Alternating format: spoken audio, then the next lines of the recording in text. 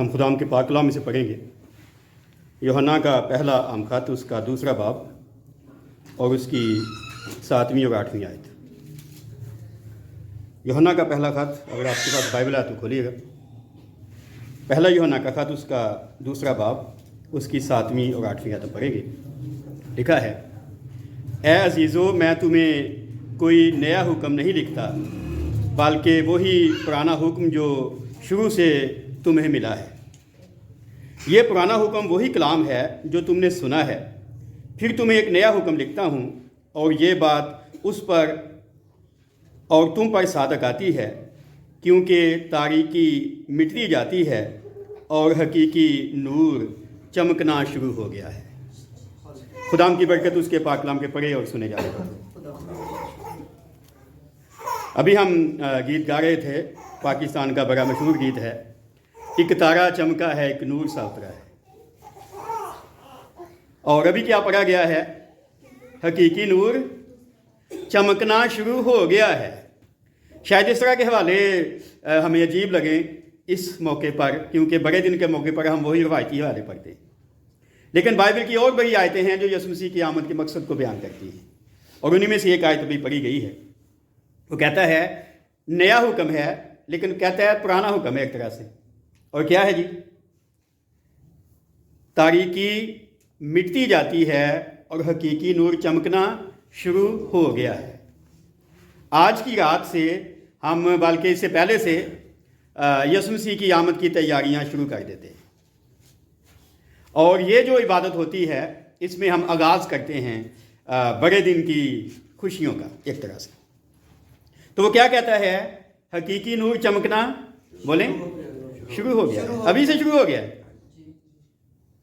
Bible کہتی ہے جب خدا نے دنیا بنائی تو اس نے سب سے پہلے روشنی کو پیدا کیا۔ آپ پڑھیں پیدائش کی کتاب، اس کا پہلا باب اور پہلی آیت سے 30ویں آیت تک، اور لکھا ہے عبرانی میں، بریشید بارا الوہیم اتہا شمائم باتہا عرص، ابتدا میں خدا نے آسمانوں کو اور زمین کو پیدا کیا۔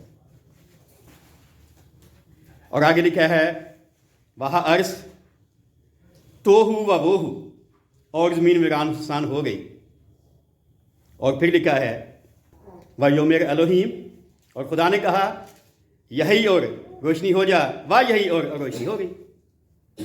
سو آپ کہیں کہ کائنات جب بنائی گئی تو اس کا آغاز روشنی سے ہوا، اور جس نے روشنی بنائی اسے ہم کہتے ہیں نوروں کا باپ۔ کیا کہتے ہیں جی؟ نوروں کا باپ۔ نوروں کا باپ، یعقوب کے خط میں لکھا ہے۔ اور ابھی ہم نے پڑھا نور چمکنا شروع ہو گیا ہے۔ وہ جو نوروں کا باپ ہے اس نے انسان کو اپنی صورت پر بنایا، اور وہ صورت کیسی تھی؟ بولیں، جلالی۔ کون سی تھی؟ جلالی صورت۔ پر کیا ہوا؟ وہ صورت جو جلالی تھی انسان اس سے محروم ہو گیا۔ کیوں؟ کیونکہ اس نے اس کی نافرمانی کر دی جس نے اسے جلالی بنایا تھا۔ پھر جدائی ہو گئی۔ ہم نے بڑی یہ باتیں سنی ہوں گی۔ پر ایک اور بات جو میں اس طرح کی آیت آپ کے سامنے رکھنا چاہتا ہوں جو پولس نے تیموتھیوس کے خط میں لکھی ہے۔ اس نے کہا خدا اس نور میں رہتا ہے جس تک کسی کی رسائی نہیں ہو سکتی، نہ اسے کسی نے دیکھا ہے نہ اسے دیکھ سکتا ہے۔ پہلے وہی انسان خدا کی صورت پر بنایا گیا تھا، ایک طرح سے نورانی، پر جدائی ہو گئی تو پھر خدا کہیں اور، ہم کہیں اور۔ یا زبور میں لکھا ہے وہ نور کو پوشاک کی طرح پہنتا ہے، اور بڑی باتیں لکھی ہیں۔ اور پچھلے دنوں میں ہم بات کر رہے تھے کہ سب نے گناہ کیا اور خدا کے جلال سے محروم ہیں۔ اور پچھلے اتوار جو میسج دیا گیا یاد ہے کسی کو؟ کیا ہم بات کر رہے تھے؟ یوحنا کی انجیل میں سے ابتدا میں کلام تھا جی، اور کلام خدا تھا، اور پھر 14ویں آیت تھی کلام مجسم ہوا۔ ٹھیک ہے، تو 3 باتیں ہم نے دیکھی تھی۔ کلام مجسم ہوا، کلام نے ہم جیسا جسم اختیار کیا۔ دوسری بات یاد ہے کیا تھی؟ کلام ہمارے درمیان رہا، اس نے ہمارے درمیان خیمہ لگایا۔ اور تیسری بات تھی ہم نے اس کا جلال دیکھا۔ یہ آخری بات تھی اس میسج کی، اور آج ہم وہیں سے آگے بڑھے ہیں کہ وہ جو جلال ہم نے دیکھا وہ کیا کہتا ہے جی؟ چمکنا شروع ہو گیا ہے۔ جب ہم نے دیکھا چمکنا تو ابھی شروع ہو گیا تھا، لیکن اب ان کی زندگی میں چمکنا شروع ہو گیا ہے جو اسے قبول کرتے ہیں. ٹھیک ہے. تو یسوع مسیح میں نے بتایا تھا صرف نجات دینے نہیں آیا تھا, ہمیں دوبارہ اس صورت پر بحال کرنے آیا تھا جو ہم نے کھو دی تھی, وہ جلالی صورت. اور جب انسان نے وہ صورت کھو دی تھی تو روشنی میں اور تاریکی میں کوئی باقی شراکت نہیں رہی تھی. بہت سے نبیوں نے اسے دیکھنا چاہا, موسیٰ بھی دیکھنا چاہتا تھا, پر کوئی اسے دیکھ نہیں سکا. کیوں؟ کیونکہ ابھی ہم نے پولس کا بیان پڑھا, وہ کہتا ہے وہ اس نور میں رہتا ہے جس تک کوئی نہیں جا سکتا, جس تک کسی کی رسائی نہیں ہو سکتی. ٹھیک ہے. بے شک بلعام نے پیشن گوئی کی تھی, یعقوب میں سے ایک ستارہ نکلے گا اور اسرائیل میں سے ایک عصا اٹھے گا. پر پیشن گوئی کرنے والا وہ بلعام خدا کا بندہ ہو کر نہیں مرا تھا, بلکہ خدا سے اس نے بغاوت کر دی تھی. پر اس کی پیشن گوئی آج بھی موجود ہے, یعقوب میں سے ایک ستارہ نکلے گا. ابھی میں نے جیسے کہا گیت گایا گیا ہے. لیکن یسوع مسیح جو کچھ ہے وہ ہم اکثر بیان نہیں کرتے. یسوع مسیح ستارہ نہیں ہے. یسوع مسیح کیا ہے؟ نور. میرے ساتھ بولیے, یسوع مسیح کیا ہے؟ نور. تو ہم گاتے ہیں وہ ستارہ چمکا ہے. ستارہ صرف مجوسیوں کے لیے چمکا تھا, ختم ہو گیا تھا بعد میں جب مجوسی چلے گئے تھے. پر وہ ستارہ نہیں ہے, وہ کیا ہے؟ نور. ابھی میں آگے بتاتا ہوں اس کے بارے میں.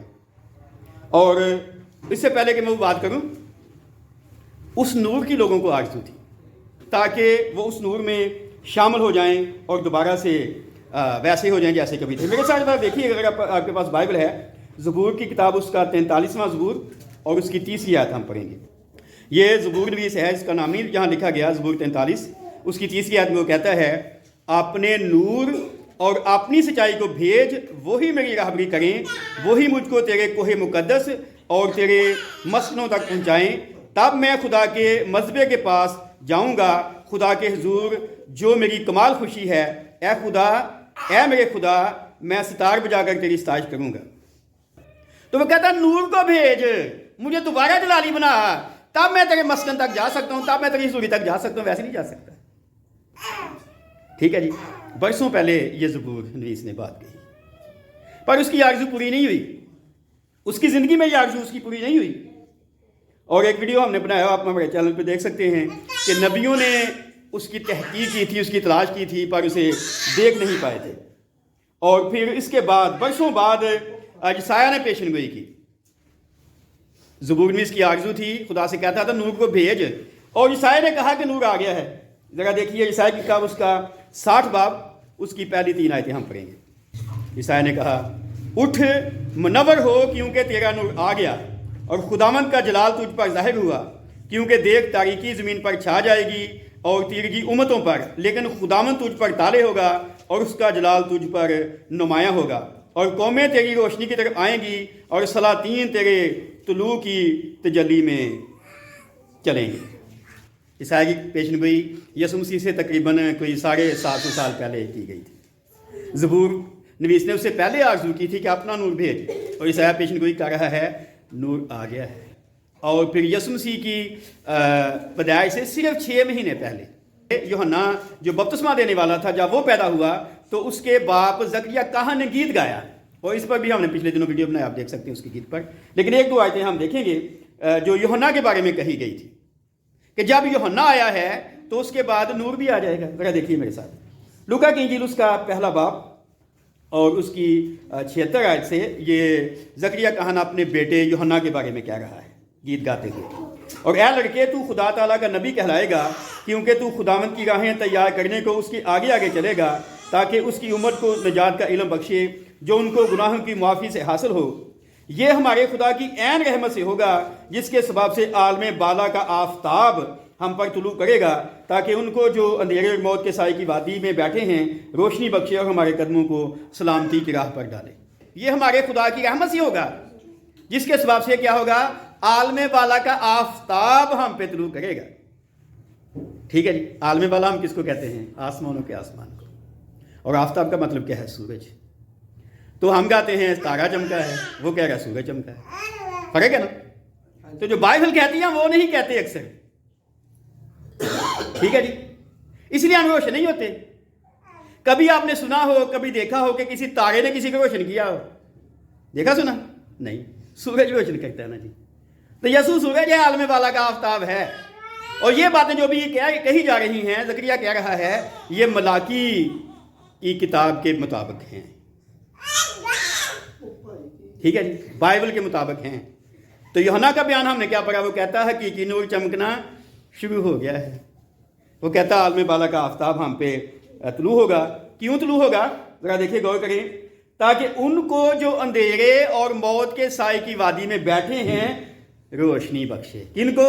जो अंधेरे में हैं, किनको? जो मौत में हैं। फर्क है ना? क्या जब हम ये आज का दिन मना रहे हैं तो कहीं हम अंधेरे में तो नहीं हैं, कहीं हम मौत में तो नहीं हैं, और अंधेरे और मौत में हैं तो अगर नूर चमकता है तो हम बाहर निकल सकते हैं। क्या क्या है? आसान है कि मुश्किल? बोलें। आसान है। आसान है। तो यूहन्ना का बाप क्या कह रहा है? आलम बाला का आफताब हम पे तुलू करेगा। और पिछली बार भी हम कह रहे थे बात यूहन्ना की इंजील में से, पहले बाब में से। वो कहता है इब्तिदा में कलाम था, कलाम खुदा के साथ था, कलाम खुदा था, यही इब्तिदा में खुदा के साथ था, सब चीज़ें उसके वसीला से पैदा हुई और कोई चीज़ भी उसके बगैर पैदा नहीं हुई। उसमें ज़िंदगी थी और वो ज़िंदगी आदमियों का नूर थी, और नूर तारीकी में चमकता है। और हमारे तर्जुमे में लिखा है और तारीकी ने उसे कबूल ना किया, ये लेकिन असल मतन के मुताबिक है नूर तारीकी में चमकता है, हर तारीकी उस पर गालिब नहीं आ सकती। फिर क्या हुआ? अगली आयत यहाँ पढ़े यूहन्ना की इंजील के पहले बाब की। तो वो कहता है एक आदमी यूहन्ना नाम दुनिया में आया, वो खुद तो नूर ना था पर नूर की गवाही देने आया था। यही उसका बाप कह रहा है, नूर की गवाही देने आया था। क्यों गवाही देने आया था? वो कहता है हकीकी नूर जो दुनिया में आने वाला था, इसलिए गवाही देने आया था। उसने गवाही दी और 6 महीने बाद वो नूर भी आ गया। लेकिन क्या हुआ? लोगों ने उस नूर को पसंद ना किया हमारी तरह, बल्कि उन्होंने उसको मसलूब कर दिया। ठीक है, अंजील कहती है अगर वो समझते तो जलाल के खुदावंद को मसलूब ना करते। आइए मैं यसुम के अल्फाज आपके सामने पढ़ना चाहता हूँ। अक्सर हम एक आयत ही है जो बहुत मशहूर, वही पढ़ते हैं, आगे नहीं पढ़ते। और वो आयत जो बहुत मशहूर है, आज के दिन भी कही जाती है, पहले भी कही जाती है, वो यसुम के अल्फाज हैं। यूहन्ना की इंजील लिखने वाले यूहन्ना के अल्फाज नहीं हैं, बल्कि यसु के अल्फाज हैं जो उसने निकोदेमुस से खुद कहे थे। और वो बहुत मशहूर आयत क्या है? यूहन्ना की इंजील उसका 3 बाब 16वीं आयत, याद है ना? यूहन्ना की इंजील 3 बाब 16वीं आयत, याद है ना ज़ुबानी? बोलें।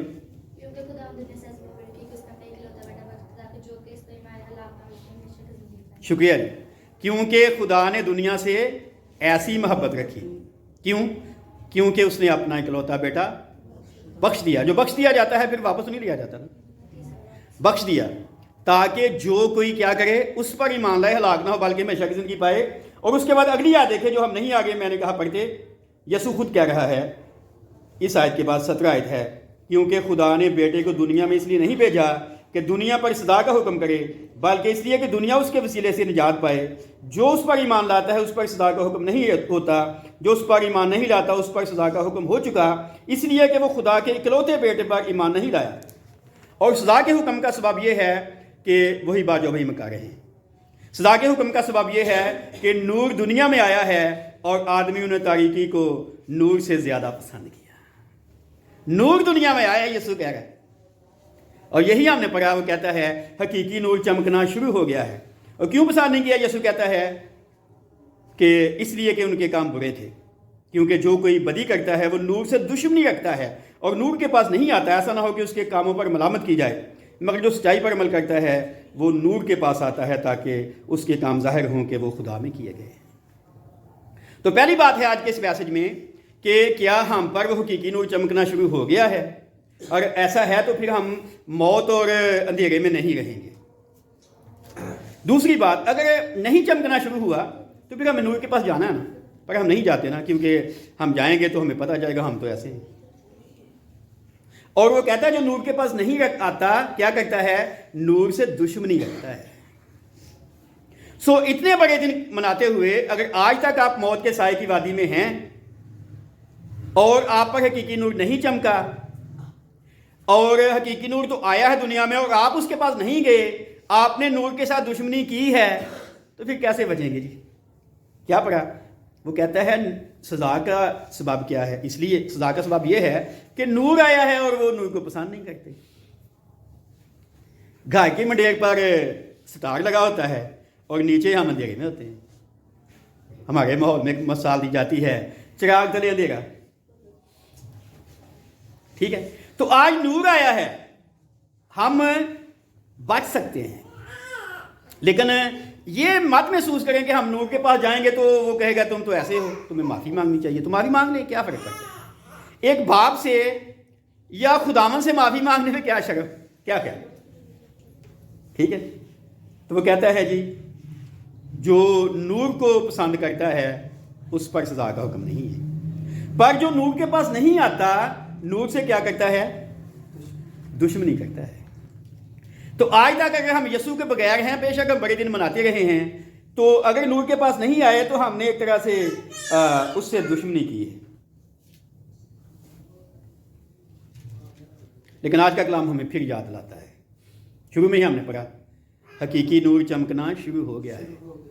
کیونکہ پولس نے ایک بات کہی تھی، وہ بھی حوالہ آپ کے ساتھ پڑھنا چاہتا ہوں کہ یسوع جب آیا ہے، نور جب چمک رہا ہے تو ہم اندھیرے میں ہوں، خواہ موت میں ہوں، ہم باہر نکل سکتے ہیں. ذرا دیکھیے افسیوں کا خط اس کا 5واں باب اور 13ویں اور 14ویں آیت میں پڑھوں گا.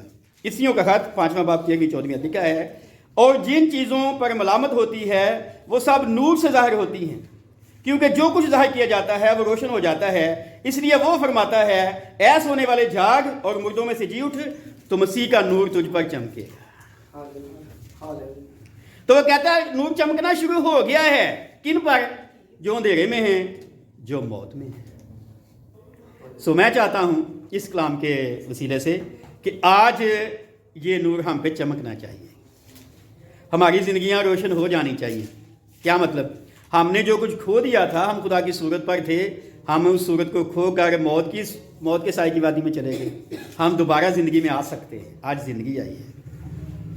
ٹھیک ہے، یہی یوحنا کے خط میں پیچھے آپ پڑھیں آئی تھے، تو وہ کہتا ہے کہ وہ زندگی جو باپ کے ساتھ تھی ہم پہ ظاہر ہوگی. تو وہ زندگی دینے آیا ہے. نور ہمیں دوبارہ روشن کرنے آیا ہے، ہمیں دوبارہ زندگی دینے آیا ہے. لیکن اگر ہم چاہتے ہیں تو پھر ہمیں نور کے پاس آنا پڑے گا. اور اگر آپ نہیں آتے تو اس کا مطلب ہے آپ نور سے دشمنی کر رہے ہیں. کتنا خطرناک کام ہے نا نور کے پاس نہ آنے سے. کیا ہوتا ہے؟ یہ نہیں کہ خیر آئیے پہ نہ آئیے، ایسا نہیں. تو اب فیصلہ آپ نے آج کرنا ہے اس بڑے دن کو مناتے ہوئے. آپ نور کے پاس آ کر زندگی پانا چاہتے ہیں یا نور سے دور رہ کر اسے دشمنی مول لینا چاہتے ہیں؟ اور آپ سمجھتے ہیں کہ نور سے دشمنی مول لا کر کیا کریں گے؟ پہلے ہی ہم موت میں ہیں. تو نور جو چل کے آیا ہمارے پاس، اگر ہم اس کو قبول نہیں کریں گے تو پھر ہمارا کیا بنے گا؟ سو خدا ہمیں توفیق دے کہ ہم اس کرسمس کے میسج کو سمجھ سکیں. نور دنیا میں آیا ہے. یسوع نے کہا وہ اپنوں کے پاس آیا اور اس کے اپنوں نے اسے قبول نہ کیا، لیکن جتنوں نے اسے قبول کیا اس نور کو، اس نے انہیں خدا کے فرزند بننے کا اختیار. آج ہم دوبارہ خدا کے فرزند بن سکتے ہیں، اس کے بیٹے اور بیٹیاں بن سکتے ہیں. شرط کیا ہے؟ نور کو قبول کریں. ٹھیک ہے جی، خدا ہمیں اس کلام کے وسیلے برکت دے. آمین.